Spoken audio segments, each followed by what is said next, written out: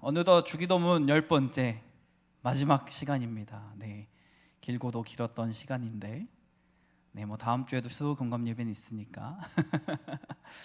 네, 10번째 마지막 시간, 이제 주기도문, 그 예수님께서 제자들에게 그리고 오늘날 우리에게 가르치시는 그 기도문 마지막 시간입니다. 오늘 그 마지막 부분은 이렇게 고백되어지죠.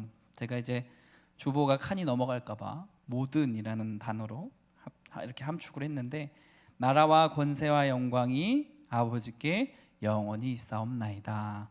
아멘. 이게 이제 오늘 우리가 마지막으로 주기도문으로 함께 살펴보고 나아가야 될 부분입니다. 이 마지막 부분 특별히 뭐라고 이렇게 분류를 하냐? 따라해 보세요. 송영, 송영, 네, 송영이라고 부릅니다. 영어는 읽지 않도록 하겠습니다. 송영이라고 부르는 분류로 이렇게 저희가 살펴볼 수 있는데, 이 송영, 이게 뭐냐면 하나님을 찬양하며 기도하는 것이다라는 겁니다. 하나님을 찬양하거나 또한 그 하나님의 영광을 노래하는 이런 간략한 문구를 이렇게 송영이다라고 이야기하고 있습니다. 즉 오늘 말씀은 주기도문 부분에서 이제 쭉 돌아와서 다시금 하나님을 경배하고 찬양드립니다. 바로 이 고백이 이 주기도문 마지막 부분이라는 거죠. 그래서 오늘 이 주기도문 송영 통해서 우리가 왜 하나님을 찬양해야 할까, 그것을 좀 더 세밀하게 살펴보면서 하나님 앞에 찬양하고 또한 은혜 받고 돌아가는 시간 되기를 간절히 소망합니다. 사실 오늘 이 주기도문의 부분은 재미있게도 주기도문 누가 가르치시는 기도죠? 예수님. 근데 사실 예수님께서 가르쳐 주셨다 안 주셨다?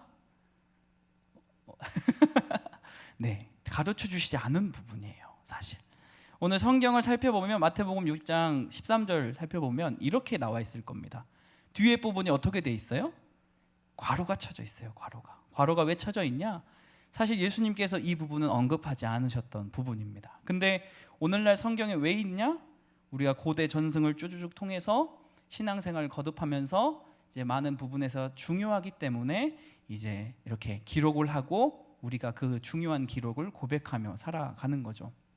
그렇기 때문에 주기도문 뭐야, 예수님께서 가르쳐주지 않은 부분이네, 빼도 되겠네가 아니라 온전히 우리가 고백하고 또 고백해야 될 중요한 부분이다. 그게 오늘 송영이고 우리가 오늘 깊게 살펴보아야 된다라는 겁니다. 오늘 이 송영이라는 것을 쭉 여러 제가 자료를 좀 살펴보니까 누구의 말에 좀 동기가 되었고 이렇게 근거가 되었나 살펴보니까 이 다윗의 고백에서 이게 시작이 되었다라는 말들이 많이 있더라고요. 그래서 오늘 본문 말씀이 바로 역대상 29장 11절에서 13절 말씀을 제가 선택하게 되었습니다. 다윗이 이때 이 고백으로 말미암아 후대 이제 이런 믿음의 후배들이 그것을 보고 지속적으로 함께 고백하고 또 고백하고 하나님을 찬양했기 때문입니다. 그래서 예수님께서 직접 가르쳐 주신 부분은 아니지만 분명 우리가 가장 중요한 부분 중에 또 하나다라는 것을 먼저 생각해야 됩니다. 하나님을 찬양하며 나아간다는 것이 우리의 삶에 얼마나 중요합니까? 오늘 오가훈 전사님도 찬양 인도할 때 이렇게 인사하고, 저도 처음에 말씀 전할 때 이렇게 인사했습니다. 뭐라고 인사했죠 우리가? 까먹으신 거예요? 우리 이렇게 인사했습니다. 할렐루야. 그렇죠? 그러니까 할렐루야로 아멘으로 화답합시다 이렇게 하지 않았습니까? 그러면서 이제 반월중앙교회 막 찬양도 하고 갑자기 반월중앙교회 자막이 나와서 살짝 깜짝 놀랐습니다. 그렇게 우리가 할렐루야로 하나님을 찬양해야 된다를 고백합니다. 우리 옆 사람께 우리 하나님을 감사하고 경배하는 마음으로 우리 할렐루야라고 우리 이렇게 교제해 보도록 하겠습니다. 우리 옆 사람 봐보면서 할렐루야, 할렐루야. 우리가 할렐루야를 하게 되면 우리 안에 기쁨이 회복되어지고 또 소망이 발견되어지는 귀한 단어입니다. 시편 147편 1절 이렇게 고백하고 있죠. 할렐루야, 우리 하나님을 찬양하는 일이 선함이요 찬송하는 일이 아름답고 마땅하도다. 하나님을 찬양한다라는 것은 마땅하고 아름다운 것이다 라고 이야기합니다. 왜일까요? 이사야 43장 21절 이렇게 우리에게 고백되어집니다. 우리 함께 고백하겠습니다. 이 백성은 내가 나를 위하여 지었나니 나를 찬송하게 하려 함이니라. 아멘.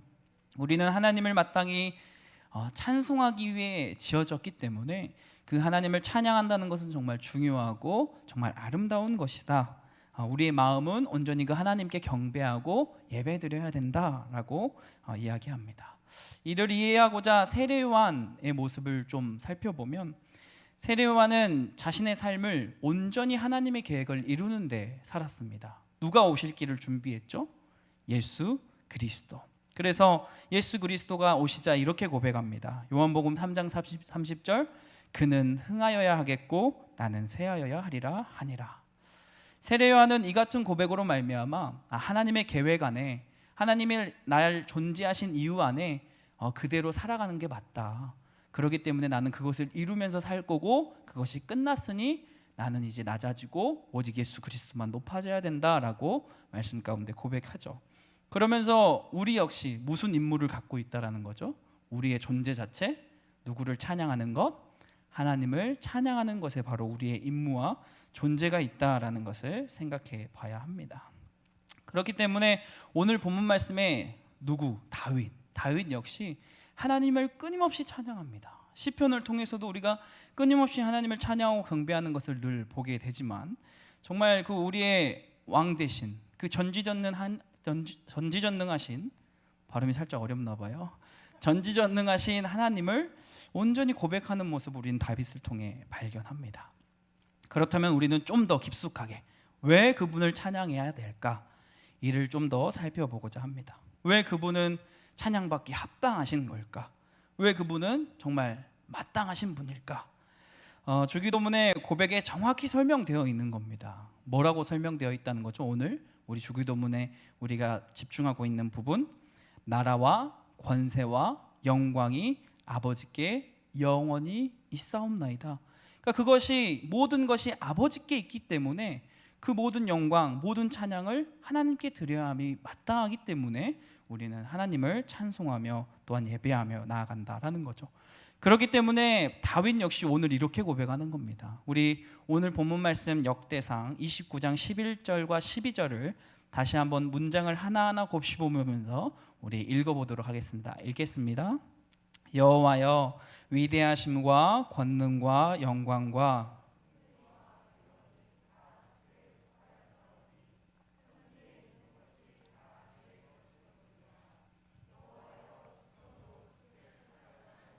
주는 높으사 만물의 머리이심이니이다. 부와 귀가 주께로 말미암고 또 주는 만물의 주제가 되사 손에 권세와 능력이 있사오니 모든 사람을 크게 하심과 강하게 하심이 주의 손에 있나이다. 아멘. 천하 만물이 다 누구로부터 있다는 거죠? 하나님으로부터 있고, 모든 그 힘과 모든 권세의 시작이 누구로부터 있고? 하나님으로부터 있고, 그 모든 힘이 안 미친 것이 있다 없다? 없기 때문에 우리는 그 하나님의 존재 자체만으로 감사하고 찬양하고 경배해야 된다는 거죠. 왜? 우리 역시 하나님께서 지으신 뭐죠? 피조물이기 때문입니다. 그렇게 하나님은 마땅히 찬양받으실, 은혜 받으실, 영광 받으실 합당한 분이시라는 것을 우리는 기억하며, 우리는 그 크신 은혜, 그 한없는 은혜에 늘 감사하며 고백해야 될 줄 믿습니다. 사실 우리는 그저 흙, 먼지라고 성경에 나와 있습니다. 우리는 뭘로 만들어졌냐? 흙이다, 먼지다. 사실 이 땅에 필요 없는 존재일 수 있다라고 이야기합니다. 더군다나 뭐입니까? 죄인이라고 이야기합니다. 흙, 먼지의 죄인입니다. 그렇다면 우리가 이 땅에 실존하는 것조차 뭐일까요? 바로 하나님의 은혜라는 것을, 나의 가족이 있고 나의 자녀가 있고 내가 함께 할 수 있는 친구가 있다라는 것, 모든 것이 다 하나님의 은혜라는 것. 나는 가질 것 없는 빈털터리의 사실 죄인일 뿐인데 하나님이 나에게 가진 것을 주시고 나에게 모든 것을 잊게 하시고 내가 지금 여기서 숨쉬고 함께 예배할 수 있는 모든 것이 다 하나님의 은혜요, 은혜요, 은혜라는 것을 우리는 기억해야 될 줄 믿습니다. 따라서 우리는 그 은혜에 마땅히 찬양드리며 마땅히 경배드려야 된다. 오늘 우리는 주기도문 말씀을 통해 함께 살펴봅니다. 뭐 이뿐입니까? 사실 이 땅은 주님께서 통치하시고 이끄시지만 우리의 죄로 인하여 불안정한 상태가 되어버렸습니다. 그 불안정한 상태 속에 우리를 구원하고자 누구를 또한 이 땅 가운데 보내셨죠? 예수 그리스도. 하나하나 다 따져보면 우리가 잊고 사는 거지, 하나님은 정말 우리에게 크신 은혜를 베푸시며 우리를 어떻게 해서든 살리고자, 우리를 어떻게 해서든 이끌고자 우리의 삶에 동행하시고 함께하는 분이시라는 겁니다. 따라서 모든 나라와 권세와 이 영광 받으실 그 능력의 하나님을 찬양하고 경배할 수 있는 저와 우리 성도님들 되시기를 간절히 축복합니다. 그러면 때로는 이런 생각이 듭니다. 말씀을 준비하면서 이제 반대편의 생각이 또 드는 거죠. 무슨 생각? 하나님을 찬양하고 경배하며 살아야 된다, 뭐 이런 것을 이제 말씀으로 듣고 우리가 깨닫게 되죠. 물론 오늘처럼 이렇게 구체적으로 들면 우리가 좀 더 이해하고 또 오해가 생기지 않을 수 있는데, 간혹 우리는 이런 오해를 하곤 합니다. 그래, 우리가 하나님을 찬양하게 태어났다 그거야. 아니, 그러면 그냥 마냥 로봇 마냥 맨날 하나님만 찬양해야 되고, 맨날 신앙생활만 해야 되고, 맨날 그렇게 뭐 살아야 되나? 이런 우리 안에 불평과 불만이 때로는 올라올 때가 있다라는 거죠. 괜한 하나님만을 찬양해야 된다는 그 존재 자체가 거부감이 들고 심술이 드는 분들이 있다는 거죠. 제가 못된 걸 수 있을 텐데 저는 이 부분을 이렇게 생각해보고 고민을 해봤던 것 같습니다. 그리고 이 고민을 해보셨던 성도님들은 어린 시절 별명이 청개구리였다라는 생각을 해보지 않았을까? 맞다고 얘기해 주는데 아니라고 고민도 하고 그대로 행동해보는 그런 소리들 가운데 우리가 오늘 또한 생각해봐야 될 것은, 사실 우리는 그런 불평과 그런 불만과 그런 거부감과 그런 심술을 가질 필요가 없습니다. 왜? 우리는 사실 그런 자격이 없다라고 얘기할 수 있어요. 왜일까요?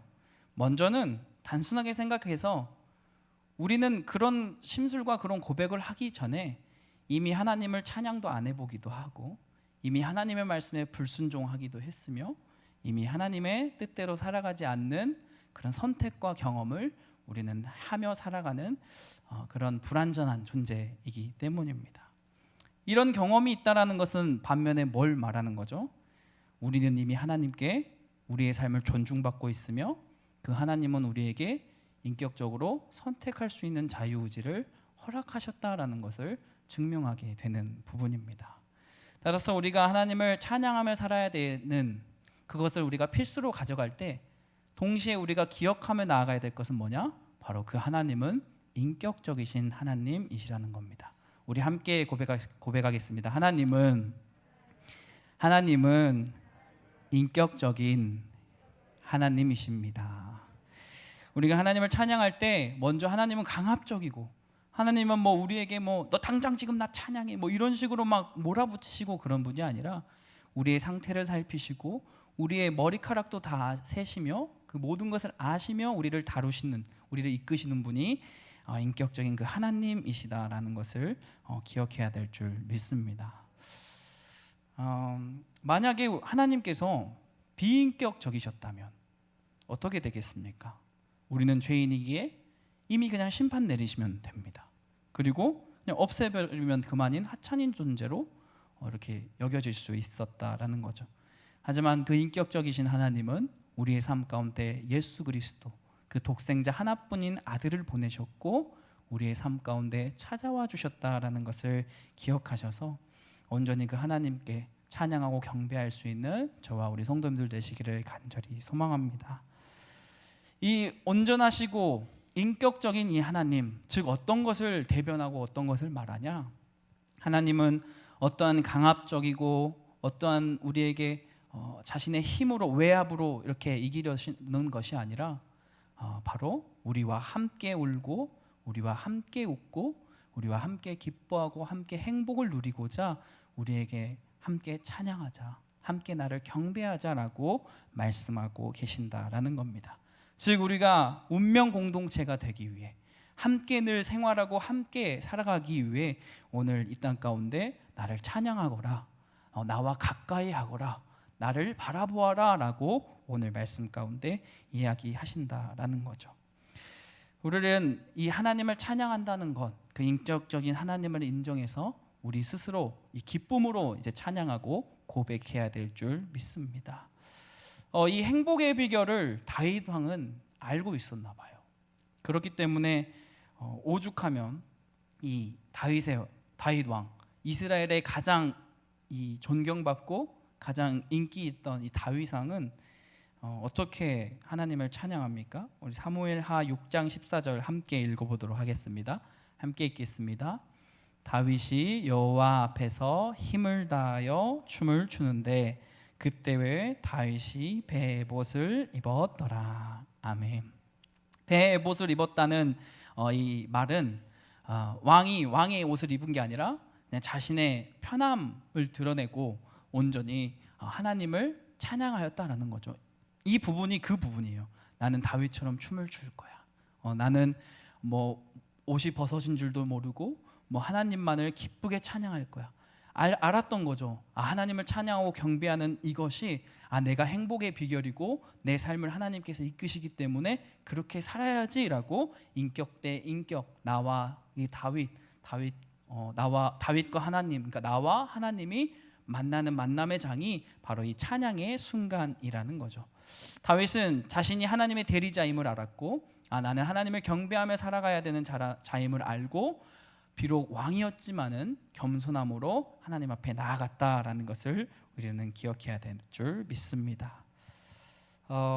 그렇다면 우리가 생각해 봐야 되는 것은 이제 우리가 하나님을 이 찬양하지 아니하고 이 경배하지 않는다라는 것을 우리는 우리의 삶에 이 경계해야 된다라는 겁니다. 왜냐하면 찬양하지 않고 경배하지 않는다는 것은 이 하나님과 우리가 멀어졌다라는 것을 의미하기도 합니다. 하나님과 교제하고 있지 않다를 의미하기도 하죠.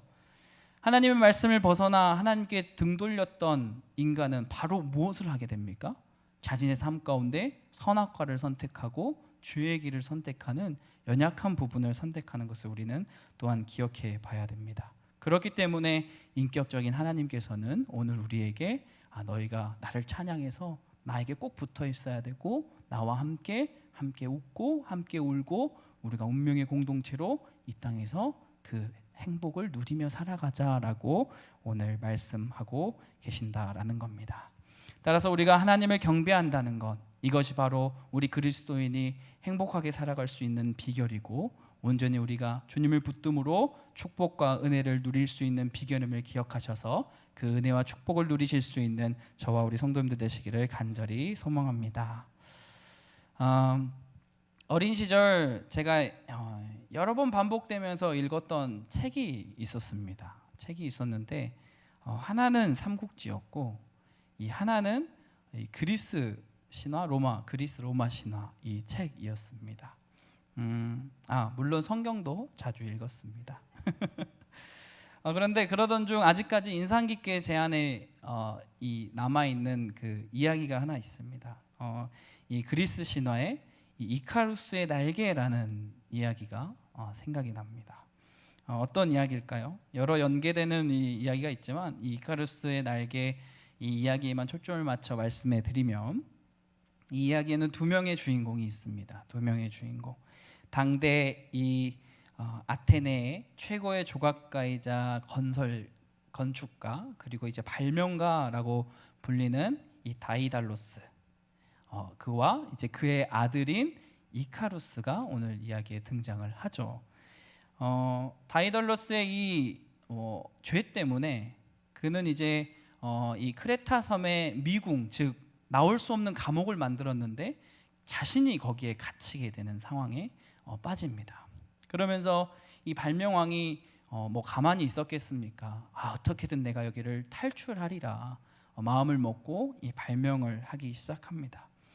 당시 발명을 해야 됐던 이유는 뭐였냐면 이 크레타 섬이었습니다. 이 감옥은 섬에 있었기 때문에 수영을 하러 탈출할 수는 없기 때문에 이 날아가야 되는 그 상황이었던 거죠.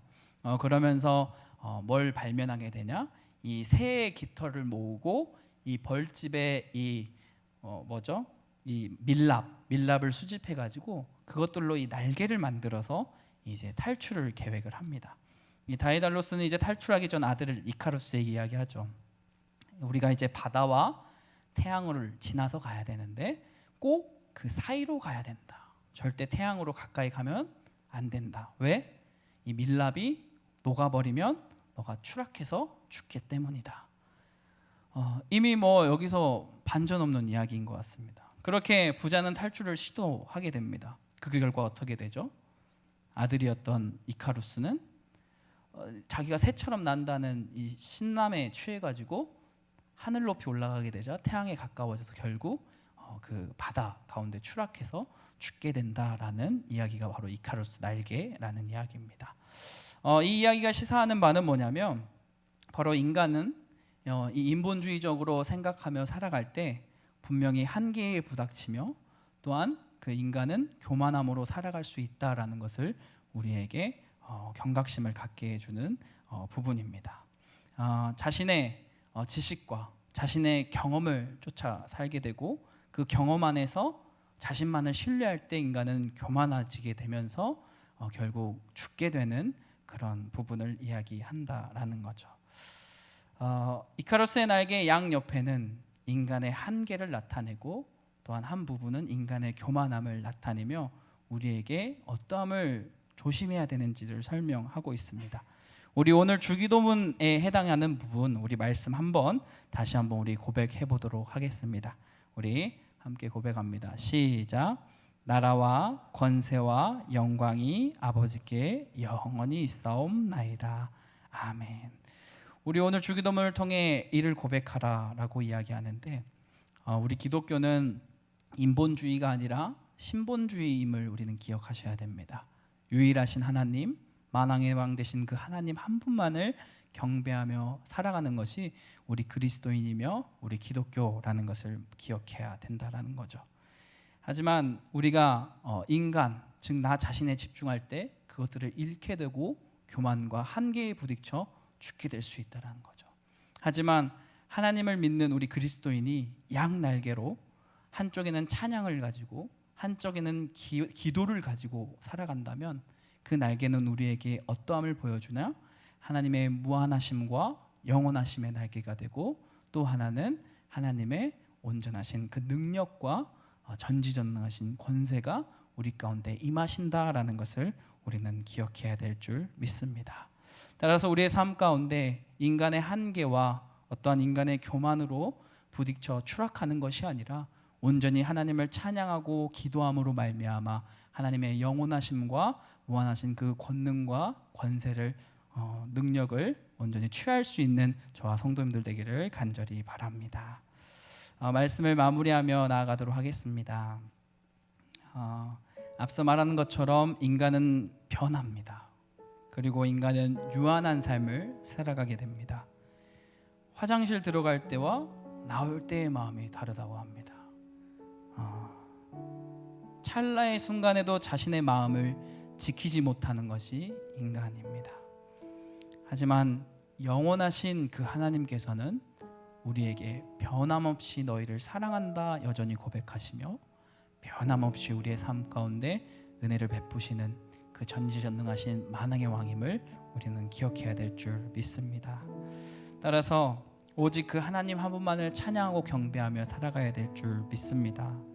그렇게 우리가 하나님을 찬양하고 경배하며 마지막 때에 우리가 어떻게 고백해야 될까요? 주기도문의 정말 마지막 뭐라고 고백되어져 있죠? 아멘이라고 고백되어져 있습니다. 우리는 그 마지막에 하나님 앞에 아멘이라고 고백해야 됩니다. 아멘이 뭐죠? 예, 정말로 그렇습니다 라고 말하는 고백입니다. 히브리어의 고백인데 이것은 어떤 우리의 바람이나 그저 그런 대답의 소리가 아닙니다. 확고한 신념을 나타낼 때 아멘이라고 고백합니다.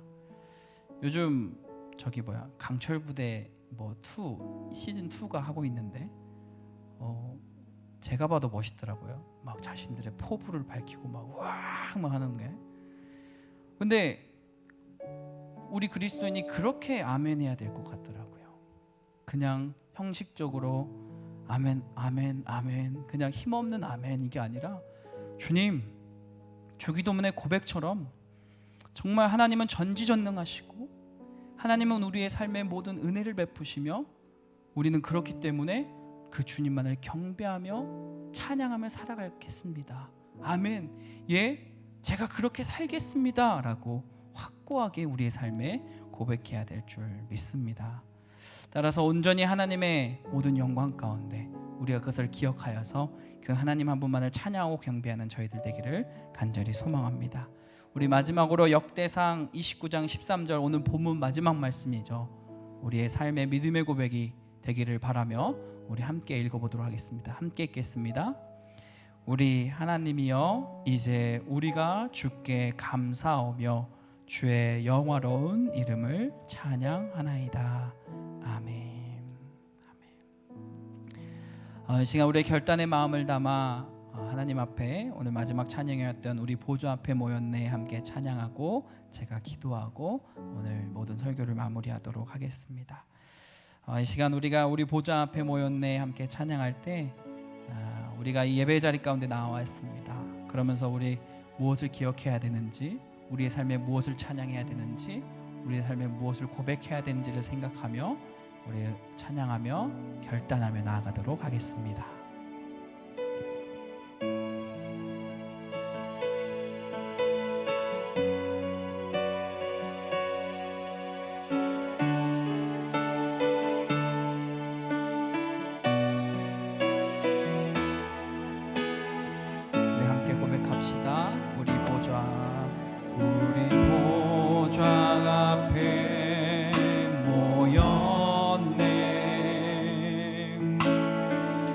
함께 주를 찬양하며 하나님의 사랑 그 아들 주셨네. 그의 피로 우린 구원받았네. 십자가에서 쏟으신 그 사랑 강같이 온 땅에 흘러 각 나라와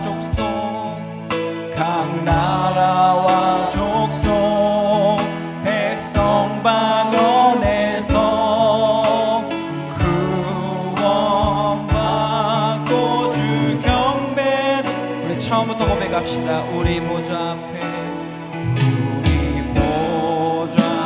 앞에 우리는 주님을 찬양하며 경배해야 됩니다. 함께 주를 찬양. 우리가 어떤 은혜를 입었는지 고백합시다. 하나님의 사랑, 하나님 그 아들 주셨네. 그 아들 그의 피로 우린 구원받았네. 그의 피로 우린 십자가에서 쏟으신 그 사랑, 십자가에서 쏟으신 그 사랑 강같이 온 땅에 흘러 강같이 온 땅에 각 나라와 족속 백성 방언에서 구원받고 주 경배. 우리 경배드리며 나갑니다. 구원하심이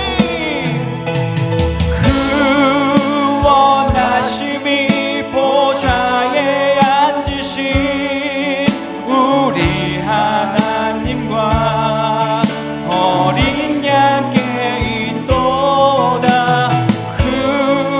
구원하심이 보좌에 앉으신 우리 하나님과 우리 찬양받기에 합당하신 주님께 다시 한번 고백합니다. 구원하심이 보좌에 앉으신 구원하심이 보좌에 앉으신 우리 하나님과 어린 양께 있던 아멘. 구원하심이 보좌에 앉으신 우리 하나님과 어린 삶을 고백하며 다시 한번 고백합니다. 구원하심이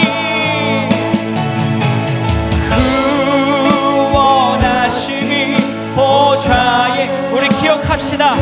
하나님을 경배하고 찬양하는 것은 우리의 임무이며 우리의 사명임을 알고 고백하며 찬양합시다. 구원하심이 보좌에 앉으신 우리 하나님과 우리 마지막으로 다시 한번 고백합니다. 구원하심이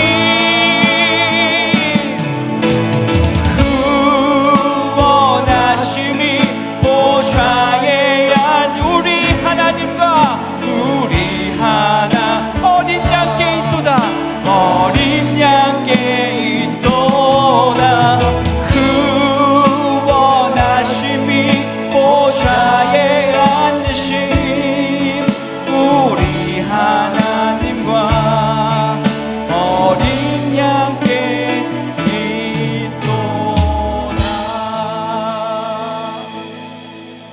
하나님, 이 찬양의 고백처럼 우리는 죄인에서 온전히 예수 그리스도로 말미암아 구원받음을 우리의 삶 가운데 그 큰 은혜를 기억하며 고백하며 살아갈 수 있는 우리가 되게 하여 주시옵소서.